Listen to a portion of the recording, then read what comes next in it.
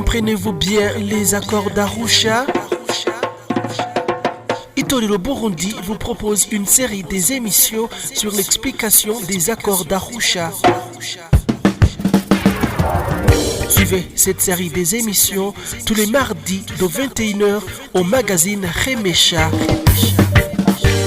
www.remesha.net.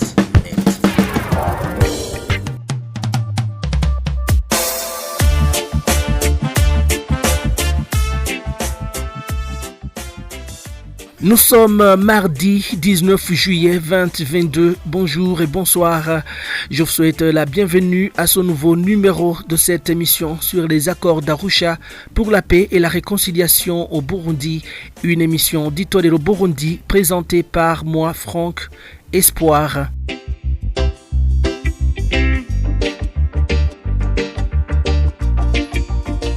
Nous sommes toujours sur ces notes explicatives sur le protocole 2. Aujourd'hui, nous allons revenir sur ces 16 propositions du premier point. Nous avons eu l'honneur de recevoir Dr Alphonse Lugambarara, un des signataires des accords d'Arusha. Bonsoir docteur et bienvenue dans cette émission. Bonsoir et merci de m'avoir invité.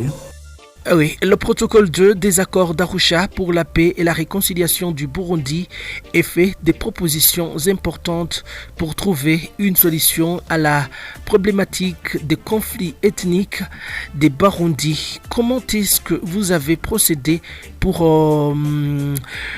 trouver de l'équilibre entre ces trois soi-disant groupes ethniques dont 85, 13 et 2% profondément inégaux? Oui, merci beaucoup. Effectivement, cette partie des appendices montre clairement tous les problèmes que nous avons affrontés de façon plus profonde que les autres qui nous ont pris énormément de temps parce qu'il s'agissait de l'avenir politique des Barundi en général, et c'est un énorme problème qui persiste malheureusement encore et qui part essentiellement de la définition des composantes de la nation Burundi.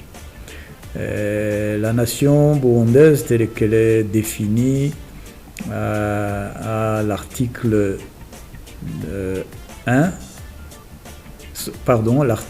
2, alinéa 1 du protocole 2, et je dois dire assez ambigu et nous a causé aussi des problèmes de définition. Il s'agissait de savoir si les Barundi étaient des ethnies ou étaient des communautés ou étaient toute autre définition qui pourrait venir rendre compte de ce que nous étions réellement. Cet article 2, avec toutes les discussions que nous avons eues, a abouti à définir que les Barundi respectaient leurs composantes ethniques, les Bahutus, les Batutsi, les Batwa, qui forment la nation Burundi.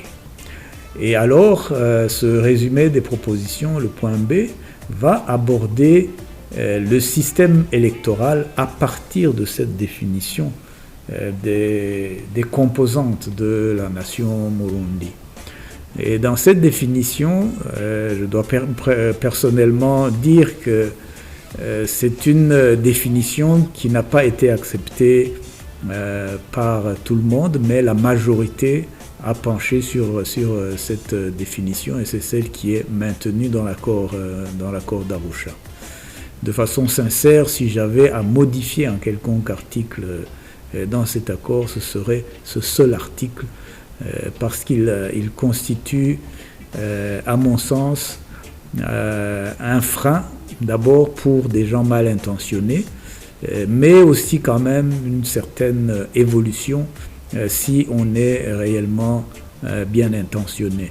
Et c'est dommage que cela se soit passé comme ça, mais néanmoins nous avons pu quand même en discuter essentiellement au niveau du système électoral, au niveau d'une possible cooptation pour que les minorités considérées comme telles dans cette définition, que les minorités puissent participer à la vie politique du pays, étant donné qu'il y a un paramètre qui est là depuis la colonisation, qui spécifie que les Hutus sont majoritaires à 85%, les Tutsis sont minoritaires à 14%, et les Twa sont encore plus minoritaires à 1%. Personne n'est venu contester ces chiffres, et on ne sait même pas comment ces chiffres ont été décidés, ni à quel moment les statistiques qui ont été faites, personne ne sait, mais dans la littérature, c'est ce qui est mentionné. Alors, la cooptation veut dire qu'au niveau de l'Assemblée nationale, on puisse y ajouter un certain nombre de députés ou de sénateurs pour qu'il y ait un certain équilibre qui a été fixé à 60-40 pour ce qui est de la participation dans les institutions politiques des deux principales composantes, avec une cooptation de la composante très minoritaire des Batois. Pour ce qui est du Sénat, nous avons conclu qu'il devait y avoir une deuxième chambre qui a son rôle, notamment dans les nominations, et qui, elle, devait être équilibrée à 50-50 au niveau des deux composantes principales, les Bahutu et les Batutsi. Pour revenir au système électoral, lorsqu'on dit qu'un homme, une voix doit être respecté, cela voudrait dire que quelque part, si c'est un homme, une voix et que les votes sont encore sous l'emprise du sentiment ethnique, les Tutsis, en tant que minorité, n'auraient jamais droit au chapitre. Et c'est pour ça qu'on a donc introduit, notamment au niveau de discussion au niveau des lois, ce qu'on appelle des majorités fortes pour qu'une loi puisse passer. Le chiffre de 60% va revenir. Pour que réellement une loi puisse passer, il faut qu'au moins les 60% des députés puissent la voter. Et ensuite, au niveau de la présidence, la composition de la présidence, que ce soit au niveau de la période de transition, nous avons conclu que les deux principales ethnies, Hutu, Tutsi, devraient être représentées à ce niveau-là. L'autre question qui est venue aussi, qui était assez importante, c'est le mode d'élection. Le mode d'élection, en général, il y a deux grands modes d'élection, c'est-à-dire les élections au suffrage direct ou élections au suffrage indirect. Quand on parle de suffrage indirect, c'est par exemple aux États-Unis où le président est élu au suffrage indirect. Ce n'est pas au suffrage direct, il y a ce qu'on appelle un collège électoral. Et à ce niveau-là, pour réellement rassurer que l'élection du président pourrait concerner tout le monde, que la première élection se ferait au suffrage indirect. Ce qui ne veut pas dire que ce n'est pas un mandat, et malheureusement c'est devenu un problème en 2015, mais il faut faire la distinction entre le mode d'élection et bien sûr les mandats électifs. C'est deux choses qu'il faut vraiment différencier. Ce n'est pas parce que vous avez été élu au suffrage indirect que vous n'êtes pas considéré comme un président full, un président entièrement responsable, avec toutes les responsabilités qui reviennent au président. La preuve, le président des États-Unis est considéré, jusqu'à preuve du contraire, depuis bien longtemps, comme étant pratiquement le président du monde, mais il est élu au suffrage indirect. Voilà ce que je peux dire au niveau des principales discussions sur le plan politique. J'ajouterai ceci. Les pourcentages que nous avons mis en avant, les 60-40, ne devraient concerner que l'aspect politique. Et nous avons dans l'accord d'Arusha un article qui spécifie bien qu'une loi qui différencie les postes politiques des postes techniques devrait être promulguée et que seuls les postes politiques devraient être concernés par les 60-40. Il serait totalement aberrant que, par exemple, des postes techniques comme les médecins, les infirmiers, tous ceux qui s'occupent de la santé, au niveau des travaux publics, les ingénieurs et tout ça, ce ne sont pas des postes politiques, c'est vraiment des postes techniques. Les enseignants, ce sont aussi des postes techniques, que les quotas de 60-40 soient érigés en mode de gouvernement. C'est réellement une aberration et une déformation des principes de l'accord d'Arusha. Est-ce que équilibrer l'armée de 50 à 50% alors qu'en réalité ces deux ethnies ne sont pas égales en nombre, cela a-t-il d'importance pour avoir un Burundi où règne la paix et la sécurité, la stabilité sécuritaire, docteur? Vous savez, l'une des principales récriminations du groupe G7, c'était que l'armée du Burundi, depuis longtemps, était une armée monoethnique Tutsi.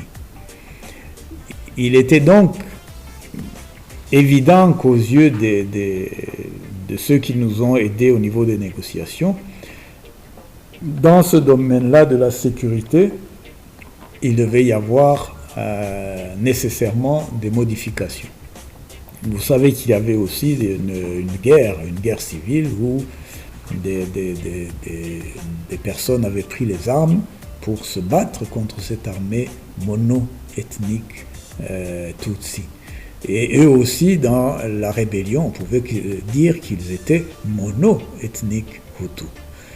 Les 50-50, je dois dire que ça n'a pas vraiment été une négociation. Ça a été une discussion entre quelques personnes à Pretoria. Il y avait le président Buyoya, il y avait le président Minani, il y avait 2 ou 3 autres hommes politiques du Burundi qui rencontraient le président Mandela. Et c'est au cours de cette discussion qu'ils sont arrivés à ce chiffre-là de 50-50 pour créer cet équilibre-là, pour sécuriser autant les Hutus et autant les Tutsi qui pouvaient considérer que soit la rébellion ne les rassurait pas, soit l'armée dite mono-ethnique Tutsi ne les sécurisait pas. Et quand la proposition est arrivée au niveau de la plénière, très peu ont émis des réserves ou d'autres considérations contre cette proposition.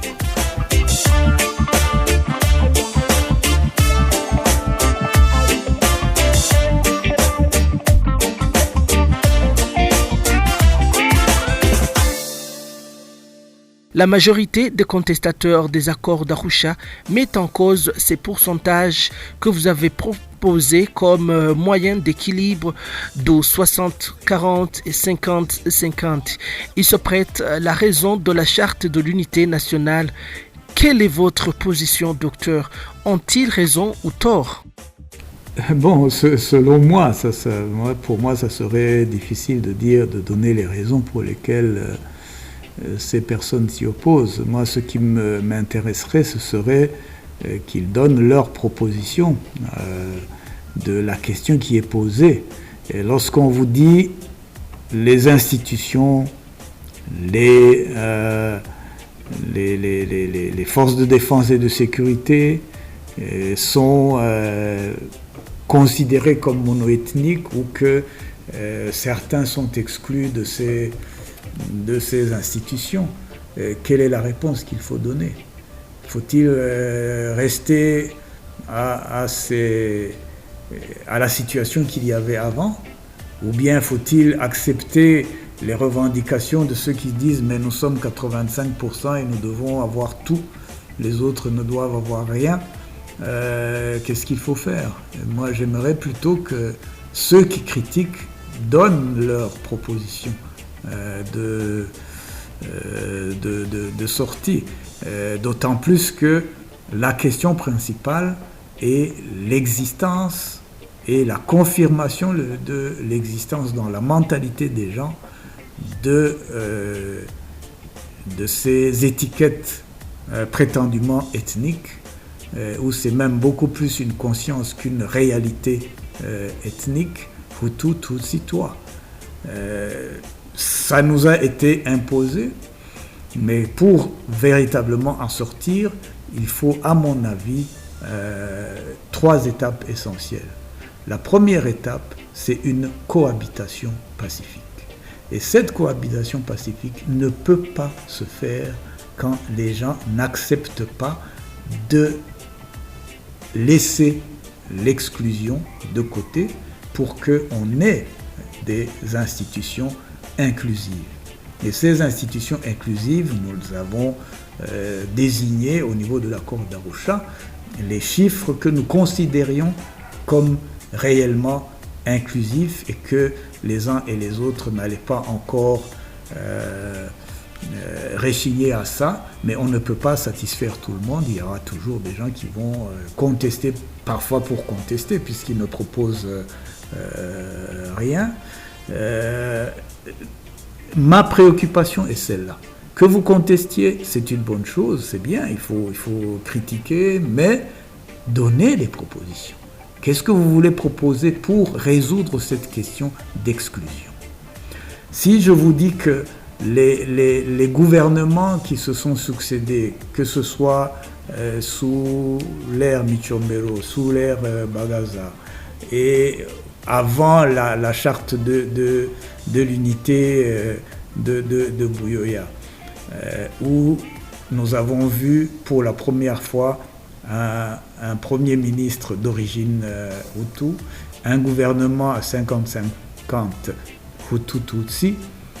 Avant ça, on avait, par exemple, seulement 3 personnes de la composante Hutu dans un gouvernement. Est-ce que cela était justifiable? Est-ce que les gens veulent qu'on reste à cette situation-là? Comment résoudre cette exclusion de fait? Il en est pour ce qui se passe aujourd'hui avec la non-application de l'accord d'Arusha par le CNDD-FDD. Il n'y a plus cette notion d'équilibre dans les organes de l'État, dans les institutions de l'État, au niveau même de l'armée. Comme on dit, chasser le naturel, il revient au galop. L'exclusion, la politique d'exclusion est de nouveau de retour. Est-ce que c'est cette situation que ceux qui critiquent voulaient, ou bien moi je m'interroge aussi. Leurs raisons, je ne les comprends pas en grande partie, mais je peux dire que c'est souvent la peur, les appréhensions du retour de l'exclusion, et ça peut se comprendre, mais je pense que cette première étape de réellement refuser l'exclusion et de permettre des institutions inclusives est une étape qui, dans le processus de réconciliation. La deuxième étape, c'est retour sur la réconciliation. Comment réconcilier le peuple si les causes de la guerre, qui sont, à mon sens, l'exclusion et son idéologie, qui peut aboutir au génocide, est suffisamment mise en avant pour lui trouver une solution. Comment les gens vont se réconcilier, comment surtout se réconcilier avec l'identité Murundi, puisque c'est la grande identité qui nous rassemble tous. Et là, à ce niveau-là, au niveau surtout du protocole 1, il y a des étapes que nous devrions mettre en application. Une bonne sévère, pas celle qui est en train de travailler aujourd'hui, une commission d'enquête internationale, beaucoup d'autres mesures pour réellement se battre contre l'idéologie d'exclusion et de génocide et permettre aux gens de se retrouver en tant que Barundi sur des programmes communs.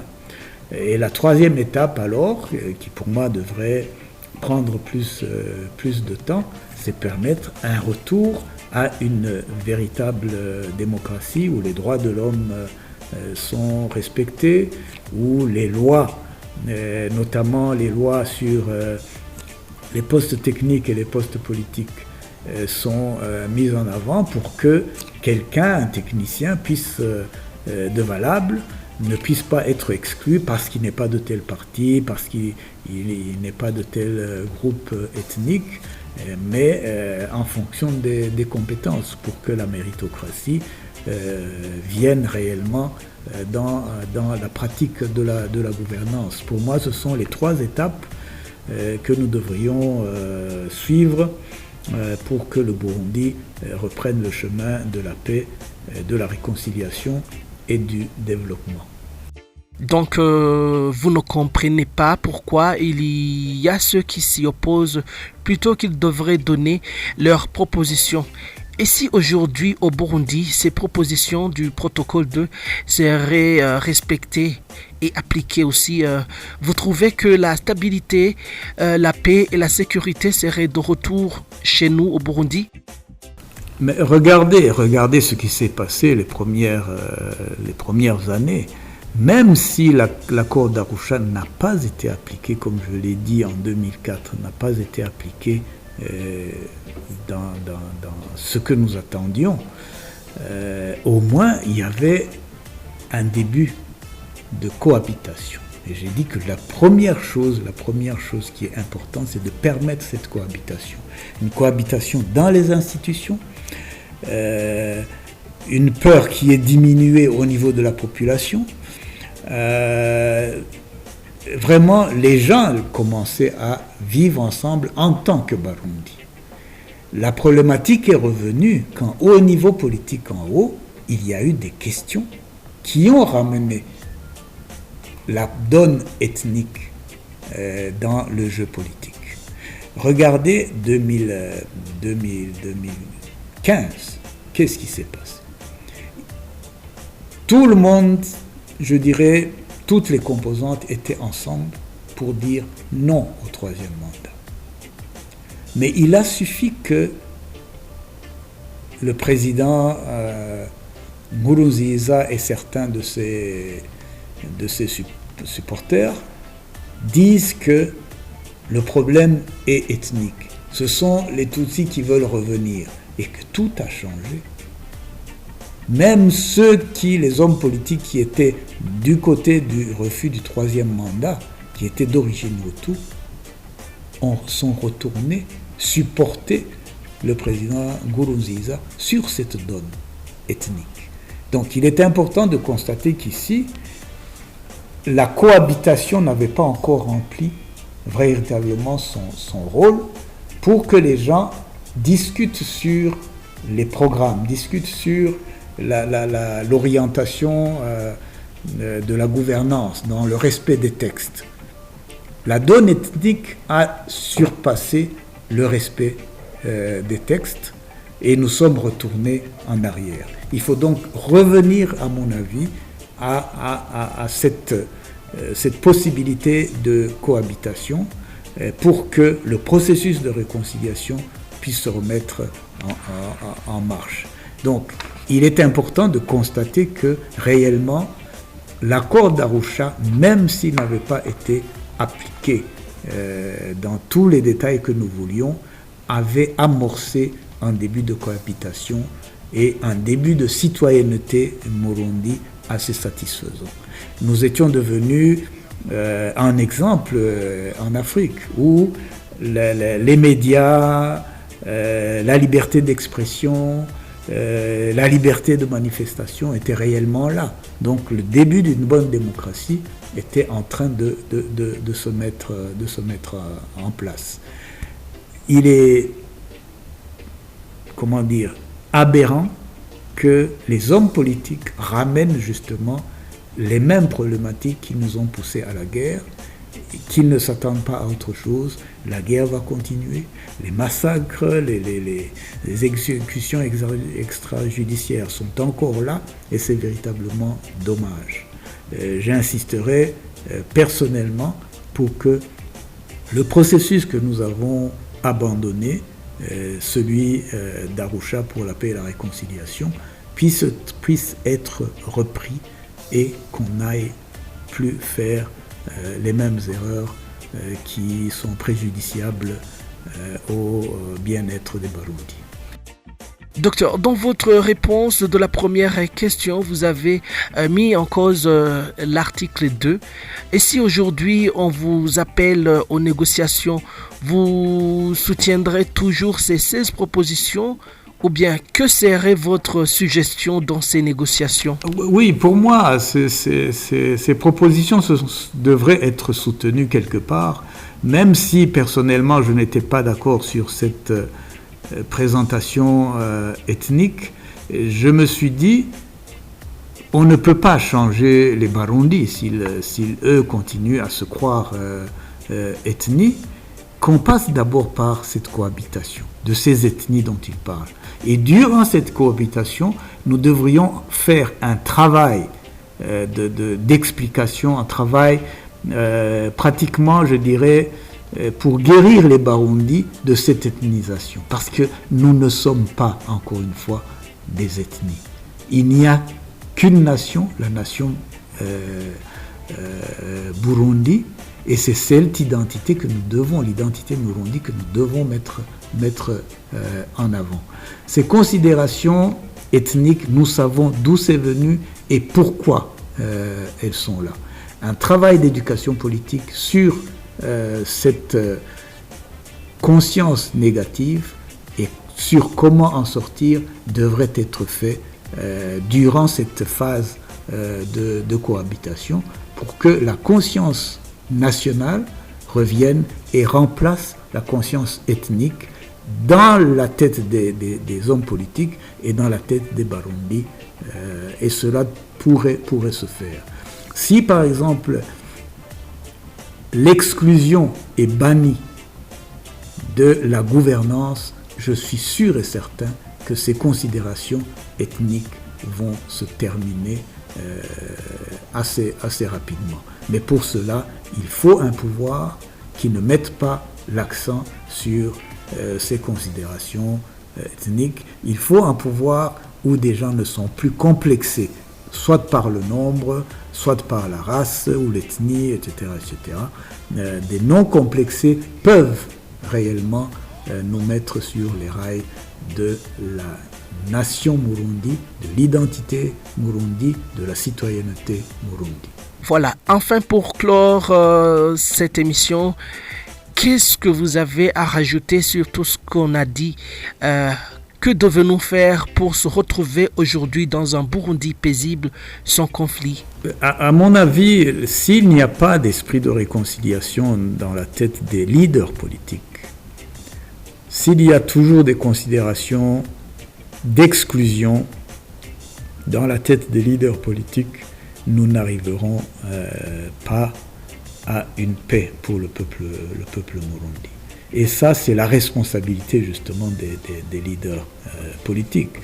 Quand on voit la cacophonie ou le manque d'unité au niveau de ceux qui disent qu'ils sont de l'opposition, quand on voit le système d'exclusion qui est en place aujourd'hui au Burundi, quand on voit qu'il y a encore des réfugiés Barundi dans les pays limitrophes et ailleurs, on se dit, est-ce que réellement les leaders politiques ont compris ce qu'est leur nation, la nation Burundi? Je dis que non. Nous avons encore beaucoup de chemin à faire pour que cet esprit de réconciliation revienne ou vienne parmi les leaders politiques, que ce soit ceux de l'opposition, que ce soit ceux qui sont au pouvoir actuellement. L'interpellation pour moi est la même. Sachez mettre en avant votre identité première, qui est l'identité Murundi. Sachez hiérarchiser les priorités politiques à mettre en avant, et surtout, lisez l'accord d'Arusha. Comprenez l'accord d'Arusha. Et il n'y a qu'en parcourant ces pages-là, ces appendices qui expliquent comment les négociations se sont passées, les points les plus importants, comment ça nous a été difficile pour nous entendre. Et ne faites pas des critiques sans amener de propositions. Le peuple murundi veut des propositions et pas seulement des récriminations. Merci. Merci beaucoup de nous avoir accordé votre temps et j'espère que prochainement, quand nous aurions besoin de vous, vous nous répondrez toujours. Absolument, je suis à votre disposition. En tout cas, pour ce qui concerne l'accord d'Arusha, je suis signataire de l'accord d'Arusha et comme on dit en Kirundi, umugabo yihindukiza mu kirago ntiyihindukiza kw'ijambo.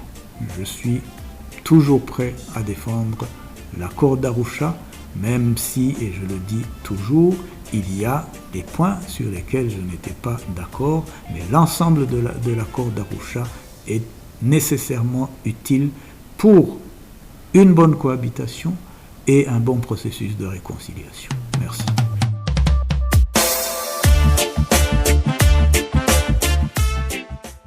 Je vous remercie de nous avoir prêté une oreille attentive. Je vous rappelle que vous pouvez retrouver cette série des émissions sur le www.itorero.org et www.remesha.net ainsi que sur tous les comptes des réseaux sociaux d'Itorero Burundi sur YouTube et Facebook. Vous tapez Itorero Burundi et Twitter Itorero B.